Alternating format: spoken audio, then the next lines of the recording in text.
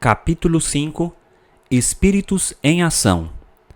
Cerca de 2 ou 3 semanas depois da visita à sala de adoração, tive mais uma oportunidade de discutir acerca de Satanás e seus anjos com o sumo sacerdote, quando mencionei que eu pensara encontrar pessoas de aparência rude. Ele caiu em risos.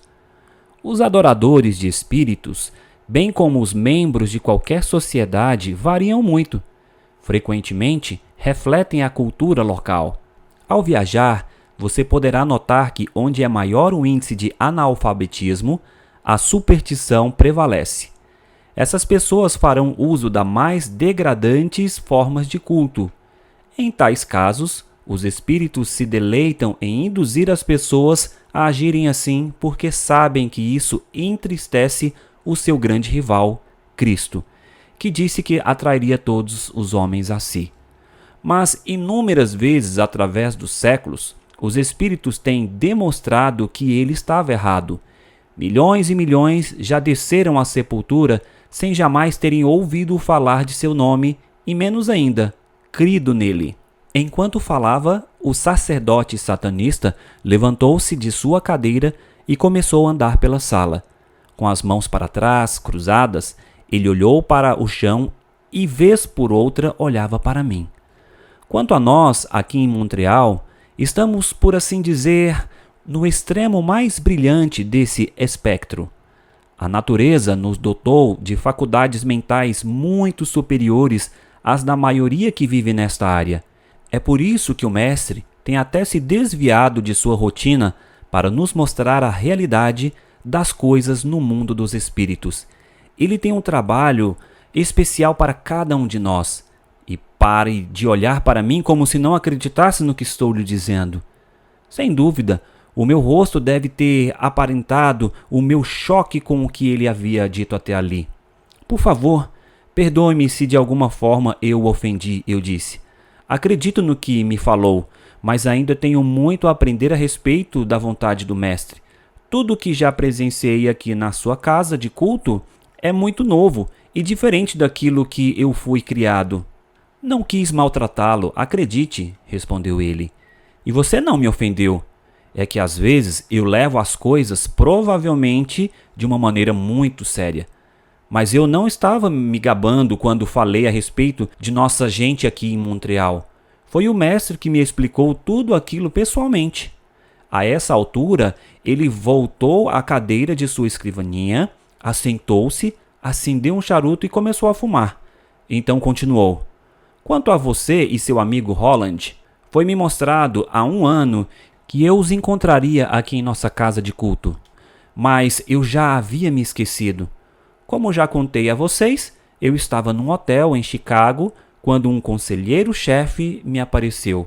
Me deu informações a respeito de vocês e me orientou a telefonar com urgência para a pessoa que eu havia deixado encarregada durante a minha ausência.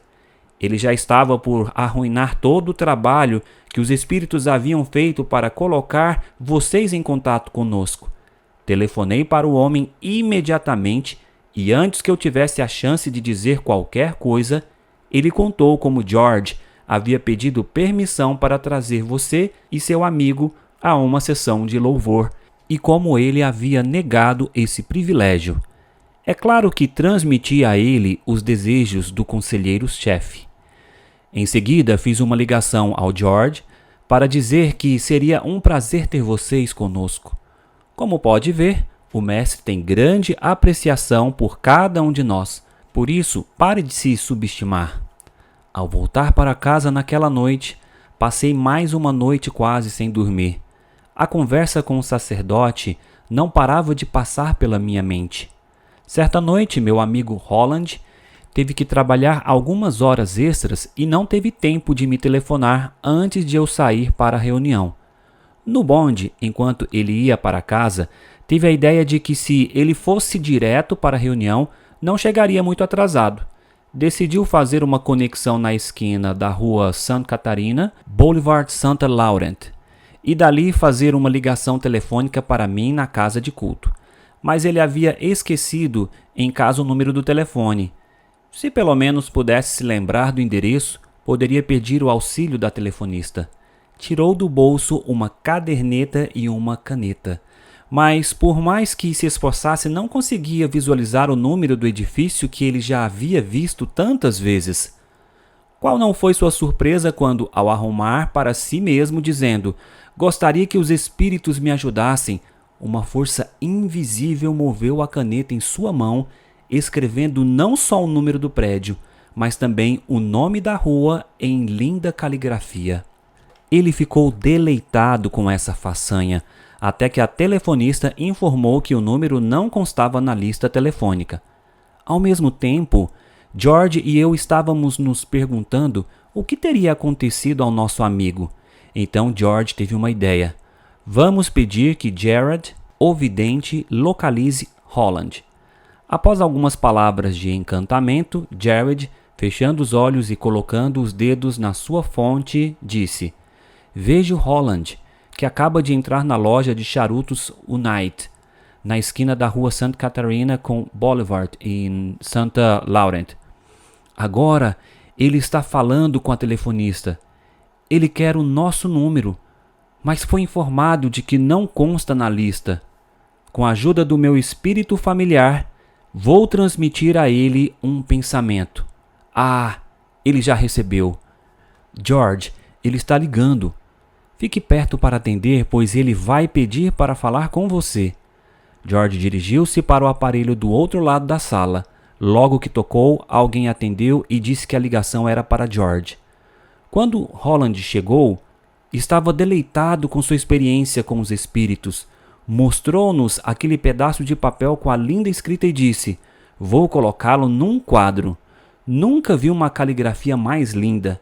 Então, virando-se para o sacerdote, perguntou: "Por que o espírito não me deu o número do telefone junto com o endereço?" "Você não pediu", respondeu ele. "Faça-se de acordo com a sua fé. A experiência que você teve essa noite é um brinquedo de criança em comparação com aquilo que os deuses têm em mente para vocês dois. Mas vocês têm que exercer fé nos espíritos e esperar grandes coisas deles. Vocês precisam testemunhar algumas vezes o poder e a inteligência dos espíritos em ação, e assim creio que poderão exercer uma quantidade de fé suficiente para que eles possam ajudá-los de maneira mais grandiosas." Talvez 2 ou 3 semanas depois, quando Holland e eu entramos naquela linda casa, o sacerdote satanista nos cumprimentou e acrescentou: "Nesta noite, vocês testemunharão uma das mais interessantes sessões. Um antigo conhecido meu está visitando a cidade. Ele é um preeminente professor de história, historiador no mais completo sentido do termo, e tem se associado com algumas das mais destacadas universidades francesas. Seu conhecimento de fascinantes detalhes da história tem feito com que ele se sobressaia em sua área. Ou diria melhor, os espíritos o têm tornado grande. Eles lhe têm fornecido muitos fatos desconhecidos da história.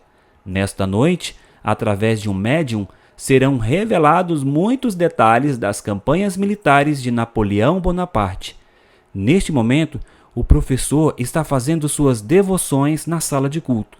Enquanto isso, deixe-me dizer o que vai acontecer." Acomodando-nos, ouvimos com atenção a explicação do sacerdote sobre o que deveria ser uma sessão muito interessante. Um médium em transe permite que um espírito entre em seu corpo, tomando total controle de suas faculdades físicas e mentais, e torna-se, assim, um meio para que o espírito se comunique com os seres humanos. No passado, cerca de 6 a 12 espíritos entravam no corpo do médium em transe, em ocasiões diferentes. Um espírito pode conhecer os detalhes de alguns pontos da história, mas pode carecer de informações de outros aspectos. Um outro, que estava presente e envolvido com os acontecimentos de um momento específico, pode então tomar o lugar do primeiro. Os espíritos são tão precisos que podem reproduzir não apenas as palavras, mas as tonalidades e qualidades da voz da pessoa que eles estiverem citando. Alguns momentos depois, o sacerdote satanista saiu para verificar se seu amigo já havia concluído suas devoções. Não demorou muito e voltou para anunciar que todos os interessados em testemunhar a sessão deveriam dirigir-se à sala de culto. O sacerdote apresentou o historiador visitante à assembleia e pediu que seus voluntários viessem à frente. Os espíritos escolheriam um deles para servir como seu canal de comunicação para aquela noite. Os 6 indivíduos se colocaram em pé diante do sacerdote. Este, por sua vez, invocou os deuses para que manifestassem seus grandes poderes a nós, fazendo com que os espíritos que haviam dirigido e dado assistência a Napoleão Bonaparte em suas caminhadas militares revelassem os detalhes solicitados pelo historiador visitante. Enquanto o sacerdote fazia um pequeno ritual, um espírito entrou no corpo de um dos homens e começou a falar. A voz tinha um sotaque de francês parisiense e uma tonalidade que comandava a atenção. O espírito nos informou que ele era um conselheiro-chefe especializado em assuntos militares com jurisdição sobre legiões de espíritos. Considerando que o assunto era muito complexo, ele ia precisar de mais 2 dos 5 homens restantes para servirem de canais para os espíritos. Os 2 homens tremeram um pouco, seus olhos se fecharam e os espíritos sugeriram que fossem chamados de Remy e Alphonse. Os olhos do homem possesso pelo conselheiro-chefe permaneceram abertos, mas não se mexeram, e suas pálpebras não piscaram durante uns 45 minutos. O sacerdote virou-se para o historiador e disse: "Os deuses estão honrando os seus pedidos." O visitante levantou-se com prancheta e caneta nas mãos. Primeiro, ele elogiou os espíritos, reconhecendo que no passado eles lhe haviam dado informações que o ajudaram a tornar-se um dos maiores em seu campo de conhecimento. Por alguns minutos, ele conversou com os espíritos, dirigindo-se a eles como Sr. Remy e Sr. Alphonse e Sr. Conselheiro. Então, ele fez pergunta após pergunta, e as respostas vinham sem hesitação. A certa altura, a entrevista referiu-se a uma conversa que houve entre Napoleão e um de seus comandantes. O conselheiro-chefe afirmou que seria preferível que Remy e Alphonse reproduzissem o diálogo ocorrido entre os 2 homens com o fim de serem mais precisos. As vozes mudaram por completo, como se 2 pessoas distintas estivessem falando. Virando-me para George, eu disse: "Isso é fantástico!" Com um sorriso, George respondeu: "Se você acha isso impressionante, espere até que você possa ouvir os espíritos reproduzindo as vozes de pessoas que você conheceu e sabe que estão mortas há muito tempo. Isso sim mexe com a cabeça de qualquer um." O historiador, após ter obtido respostas para todas as suas perguntas acerca das proezas militares de Napoleão Bonaparte, disse ao conselheiro-chefe que necessitava de informações adicionais sobre um discurso pronunciado pelo prefeito Camillien Roud sobre as escadas que dão acesso ao Paço Municipal de Montreal, pouco antes do Canadá entrar na Segunda Guerra Mundial. O conselheiro-chefe comentou que ele e seus auxiliares não poderiam ajudá-los, pois todas as suas atividades haviam sido realizadas na Europa, mas logo que saíssem, um outro conselheiro-chefe tomaria o seu lugar e forneceria toda a informação que ele desejasse solicitar. Os corpos dos 2 últimos homens escolhidos como médiuns tremeram, seus olhos se abriram e em suas próprias vozes perguntaram por quanto tempo haviam sido parte das comunicações dos espíritos. Quanto ao homem que havia sido ocupado pelo conselheiro-chefe, o seu corpo tremeu um pouco, seus olhos se fecharam e abriram de novo, e um outro espírito disse: "É um prazer dar-lhe assistência na revelação do desconhecido." Eu estava presente quando o prefeito Camillien Roud fez o seu discurso contra o serviço militar compulsório dos franco-canadenses nas Forças Armadas. O que gostariam de saber? O historiador reiterou sua apreciação ao conselheiro-chefe, pela contínua liderança dos espíritos em sua vida. Devido ao fato de que não havia ninguém presente que pudesse taquigrafar o discurso, circulam hoje várias versões. O nobre conselheiro tem algum modo de esclarecer o assunto para nós? Tenho o prazer de dar uma reprodução, palavra por palavra, do discurso do Sr. Hold. Seguiu-se então algo que me deixou maravilhado além de minha capacidade de explicar. Eu nem podia acreditar. Ali estava uma voz que ouvira pelo rádio, provavelmente centenas de vezes através dos anos. Camillien Hold era um político veemente e controvertido. Ele nunca hesitava em dar a sua opinião a respeito de alguém ou de alguma coisa. No final da década de 1930, Camillien era assunto quente para os meios noticiosos de língua francesa. Suas atividades como prefeito de Montreal constantemente se transformavam em notícias. As estações de rádio gravavam seus discursos e comentários e os transmitiam repetidas vezes, de forma que era fácil reconhecer sua voz. E agora eu estava ouvindo aquela voz familiar, mas dessa vez reproduzida através da agência de um espírito demoníaco. Nós o ouvimos por uns 20 minutos. Há algum tempo, contei essa experiência para alguém e esta pessoa me disse que poderia ter sido o espírito, ou a alma do falecido Camillien, que estivesse fazendo o discurso. Naquela ocasião, porém, Camillien estava vivo e com saúde. Ele não morreu senão em 12 de setembro de 1958, cerca de 12 anos depois. Como disse o espírito demoníaco, era uma reprodução da voz e das palavras do Sr. Hold. Naquela noite, enquanto nos levava para casa, George mencionou sua crença de quando uma pessoa morre, ela morre. E quando as pessoas afirmam manter comunicação com os espíritos dos mortos, na realidade são os espíritos demoníacos que estão personificando os seus entes queridos falecidos. Naquela ocasião, achei essa informação interessante, mas não voltei a dar-lhe muita consideração.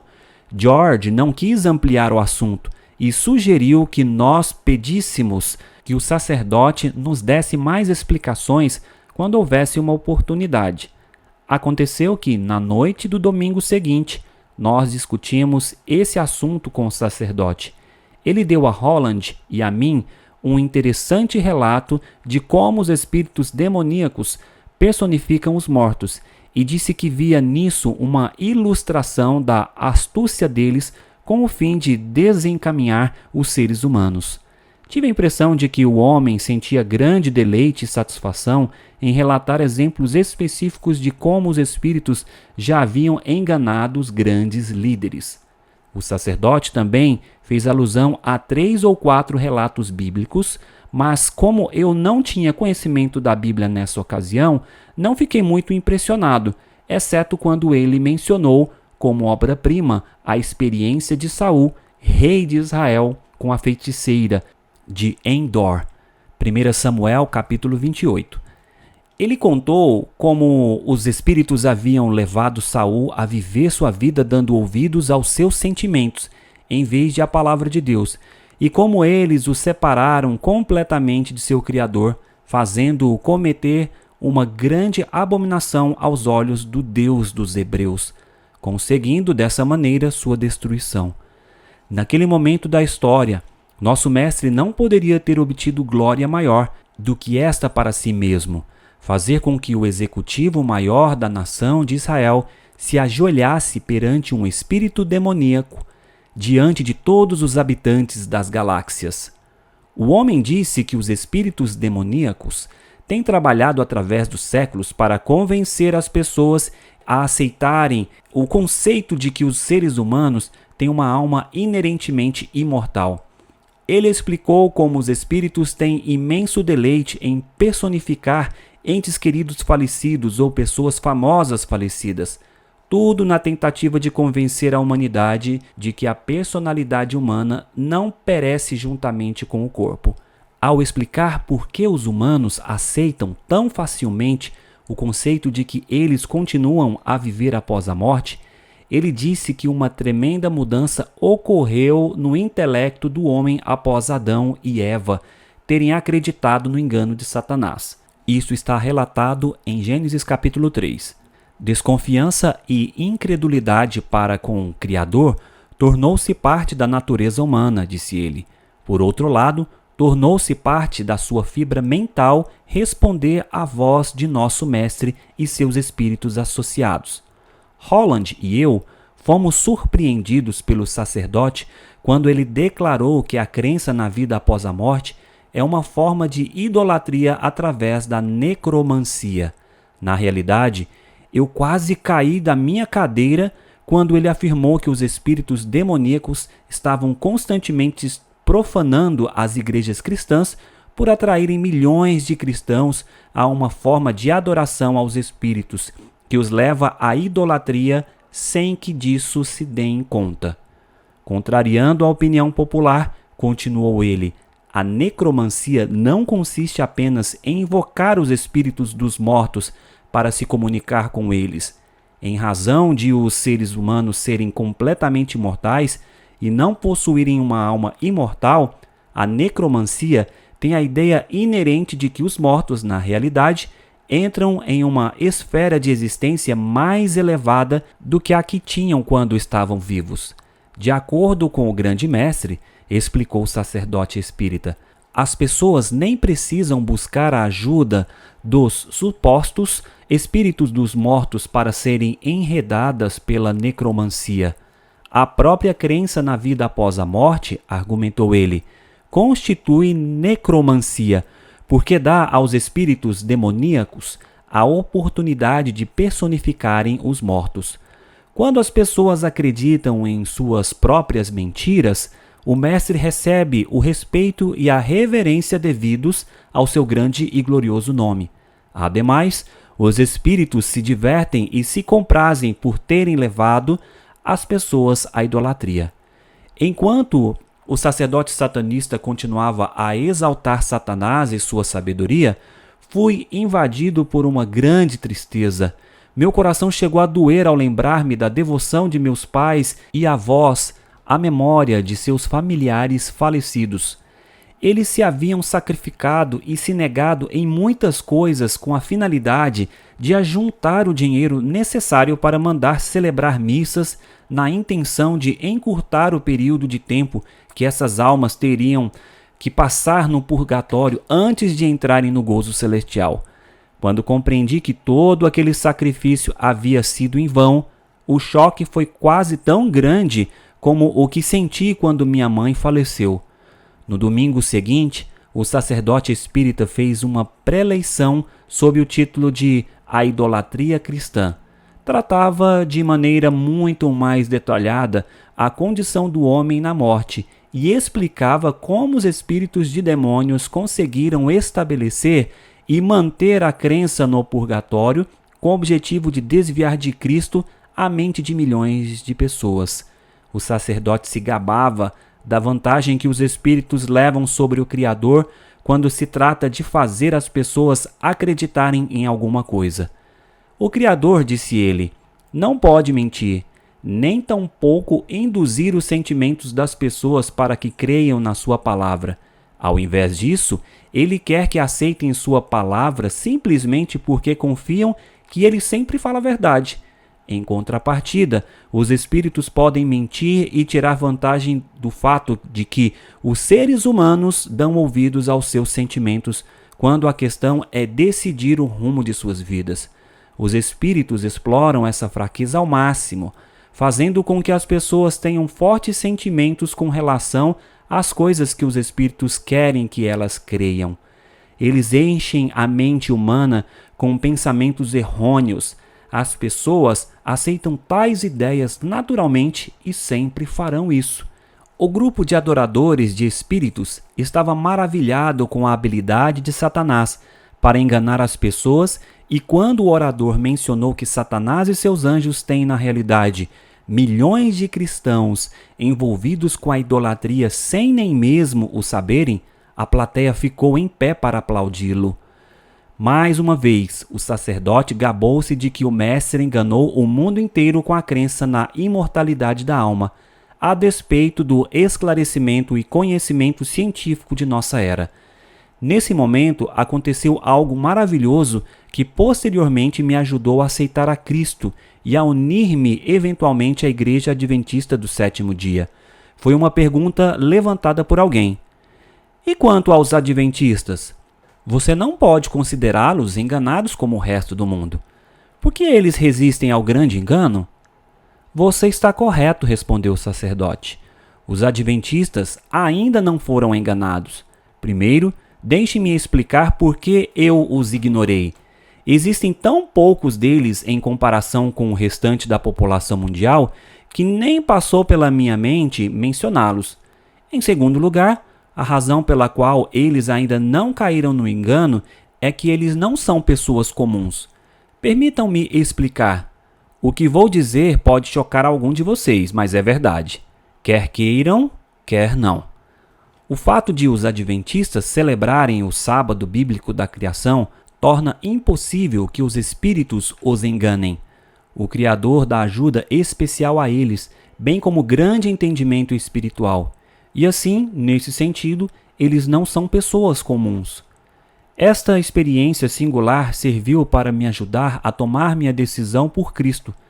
Depois de ter aceitado a Jesus como meu Senhor e Salvador, tornei-me um ávido estudante da Bíblia. Como um ex-espírita, senti a necessidade de conhecer bem a palavra de Deus para poder ajudar outros na questão do espiritismo.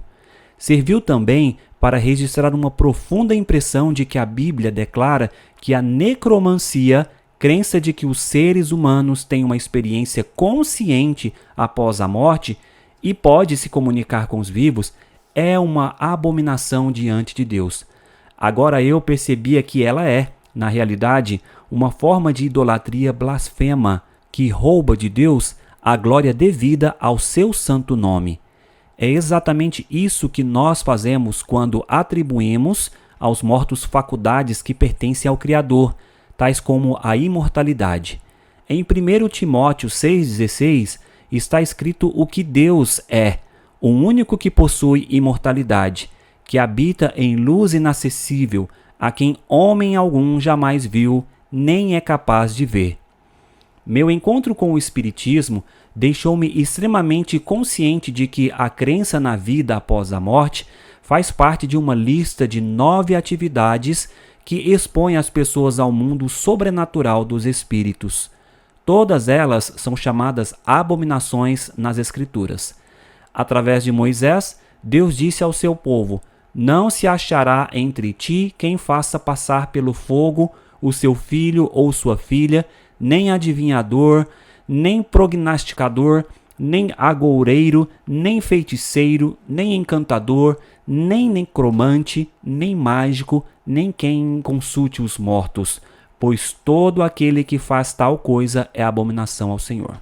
E por estas abominações o Senhor teu Deus os lança de diante de ti. Deuteronômio 18, 10 a 12. Deus considerava tão perigosas as práticas do ocultismo que qualquer pessoa encontrada em Israel envolvendo-se nelas devia ser apedrejada. Ao realmente estudar a Bíblia pela primeira vez em minha vida, foi uma surpresa ver como o Senhor é claro ao afirmar que os mortos não têm consciência. Em Eclesiastes 9, 5 e 6, li esta esmagadora revelação. Os vivos sabem que hão de morrer, mas os mortos não sabem coisa alguma, porque a sua memória jaz no esquecimento. Amor, ódio e inveja para eles já pereceram. Para sempre não tem parte em coisa alguma do que se faz debaixo do sol. As passagens, porém, que mais me impressionaram aparecem no livro de Jó. O homem, nascido de mulher, vive breve tempo, cheio de inquietação, nasce como a flor e murcha, foge como a sombra e não permanece. Os seus filhos recebem honras e ele não sabe, são humilhados e ele não o percebe. Jó 14, 1, 2 e 21. Já usei várias vezes o termo espíritos amigos ou familiares. Talvez eu devesse explicar melhor. O sumo sacerdote do grupo espírita deixou bem claro que os espíritos das hostes de Satanás são bem organizados e ele lhes confia tarefas de acordo com as habilidades inerentes de cada um. O sacerdote afirmou que os anjos caídos são divididos em 3 grupos distintos. Ele definiu os espíritos amigos como possuidores de grande intelecto que têm habilidade de personificar os mortos. Na realidade, eles têm imenso prazer de aparecer como supostos espíritos de entes queridos falecidos. Sua especialidade é trabalhar no mundo religioso. Eles perpetuam os antigos erros que têm funcionado tão bem para Satanás através dos séculos e estão sempre dispostos a introduzir novos erros à medida que se tornem necessários. Já os guerreiros, segundo ele, se concentram em semear a discórdia nas famílias e desentendimentos entre os amigos, parentes e vizinhos. Tais espíritos adoram criar atrito entre as raças e os diferentes segmentos da sociedade. E aqueles que têm a melhor forma de serviço em provocar a separação entre as pessoas, enchendo-as de ódio. Satanás delega a tarefa de provocar guerras abertas entre as nações. Os opressores, continuou o sacerdote, são um grupo peculiar, pois só encontram prazer em produzir miséria e destruição entre os seres humanos. Eles sofreram algum tipo de esgotamento mental quando o mestre e seus espíritos associados foram mal compreendidos e banidos para este planeta, jamais tendo se recuperado dessa angústia. Odeiam amargamente o Criador e acham que a única forma de se vingar dele é destruindo a vida dos que foram criados à sua imagem. O que ele revelou a mim e Roland naquela noite influiu muito, alguns meses depois, na minha decisão de afastar-me do culto aos demônios.